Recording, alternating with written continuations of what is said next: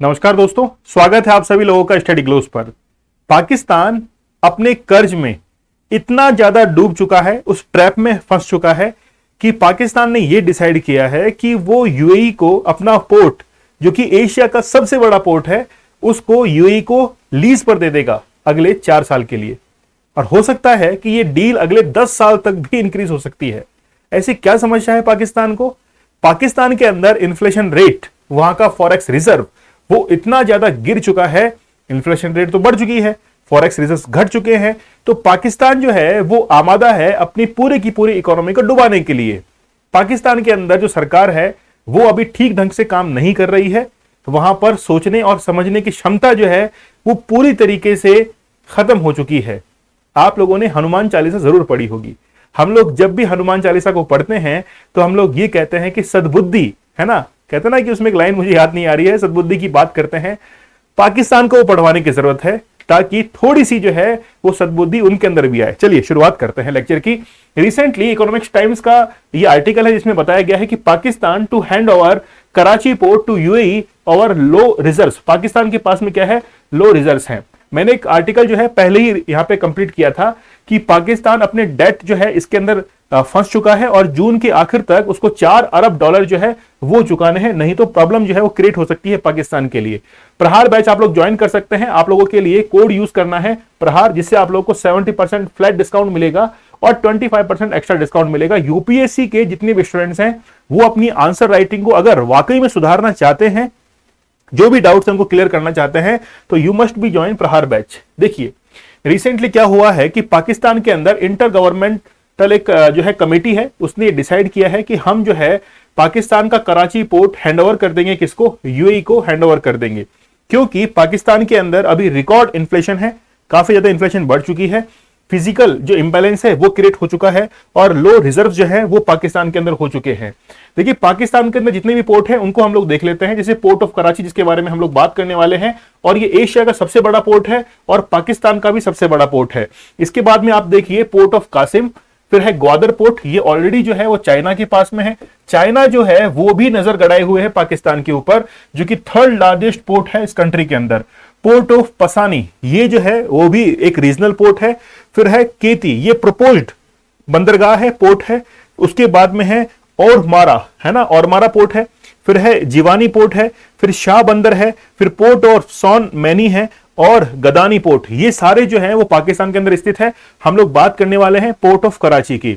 यहां पर आप लोग देखेंगे कि ये ओपन हुआ था 1857 को। वैसे तो भारत की देन है, पाकिस्तान आज अपना कहता है उसको, तो 1857 के अंदर ये ओपन हुआ था। इसके अंदर कुल 41 जो है बर्थ है। कुछ समय पहले 33 बर्थ थी। उस समय का ये डेटा है कि 30 जो है वो इसके पास में ड्राई पोर्ट है और 3 जो है वो लिक्विड पोर्ट है।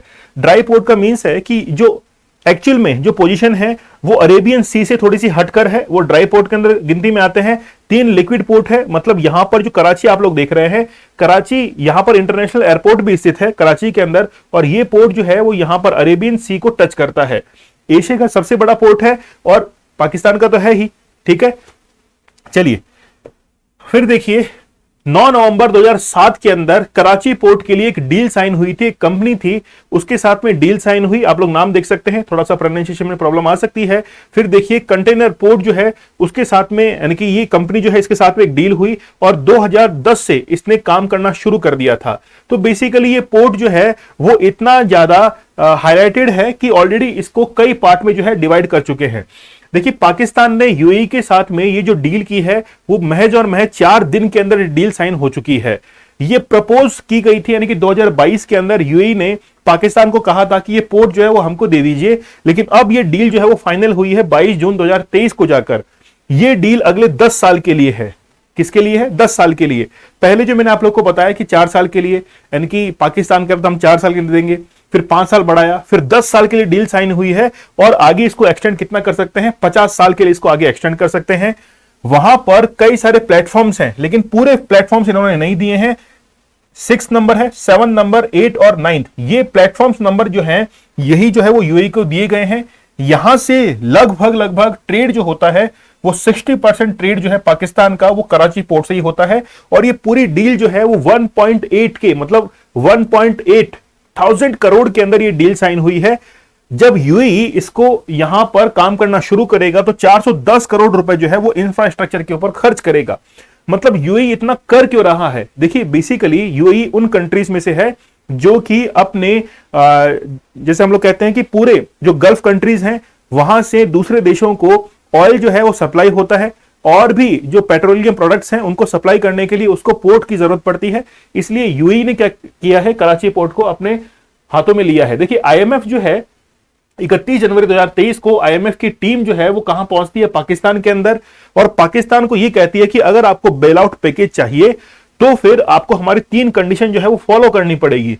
पहली कंडीशन ये है कि सबसे पहले आपको टैक्स जो है वो लगाना पड़ेगा, मतलब जनता से टैक्स को कलेक्शन करना पड़ेगा, तभी आप हमारा लोन जो है चुका पाएंगे। दूसरा, एक्सपोर्ट ड्यूटी जो है, एक्सपोर्ट निर्यात, आपको वो ड्यूटी जो है एग्जेम्प्ट करनी पड़ेगी, छूट देनी पड़ेगी उसके अंदर। और फिर है कि आपके फॉरेक्स रिजर्व में जो डॉलर है उसकी कीमतें गिरने नहीं देनी है आपको। ये 3 कंडीशन अगर आपको मंजूर है तो बेल आउट पैकेज आपको दिया जाएगा। लेकिन आईएमएफ ने यह भी कह दिया था कि अगर आपने पहले वाला अगर बेल आउट पैकेज नहीं चुकाया तो हम जो है वो आगे वाला पैकेज आपको नहीं दे पाएंगे। तो अगर पाकिस्तान अपने पहले वाले किस्त को चुकाना चाहता है तो 4 अरब डॉलर का इंतजाम करना पड़ेगा, और यह पैसा जो है यूएई, सऊदी अरब, ईरान यहां से आ सकता है। खासतौर पर टर्की से तो अब यह लग रहा है कि नहीं आएगा, क्योंकि खुद ही जो है वो दिवालिया है।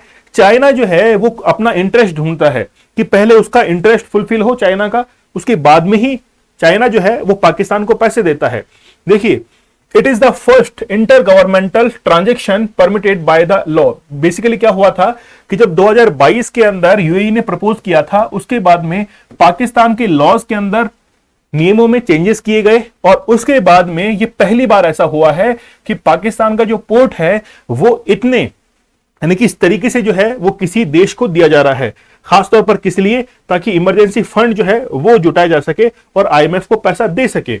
बेसिकली यहां पर ये जो कमिटी है, पार्लियामेंट्री जो कमिटी है, उसने डिसाइड किया कि हम नियमों में चेंज करेंगे और यूएई को ये पोर्ट जो है वो क्या कर देंगे, हैंड ओवर कर देंगे। तो एग्रीमेंट जो है वो रिसेंटली किसके साथ में हुआ है, यूएई के साथ में हुआ है। यहां पर आप लोग ये रिपोर्ट जो देख रहे हैं, ये नाम जो आप लोग देख रहे हैं खामा, ये बेसिकली अफगानिस्तान बेस्ड एक मीडिया हाउस है जिसके द्वारा ये चीज कंफर्म की गई थी कि ये पूरी डील जो है इतने लीज के लिए हुई है। देखिए यहां पर ये पोर्ट हमारे लिए इसलिए इंपॉर्टेंट है क्योंकि 2008 से लेकर 2021 की अगर रिपोर्ट देखें तो ये जो है यहां पर आप लोग देख सकते हैं कि 2021 के अंदर इतना यहां से एक्सपोर्ट हुआ था।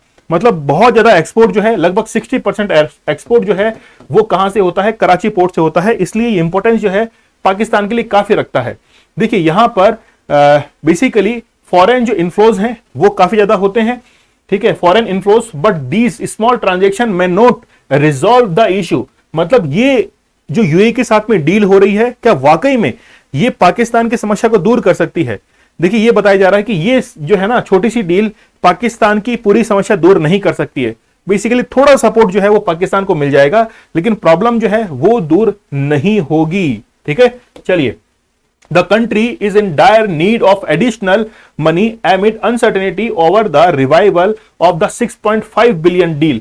तो IMF जो है, IMF के साथ में जो डील हुई थी 6.5 बिलियन की, अगर उसको कंप्लीट करना है तो फिर पाकिस्तान को पहले IMF को 4 अरब डॉलर जो है वो देने पड़ेंगे, उसके बाद में डील जो है वो आगे बढ़ पाएगी।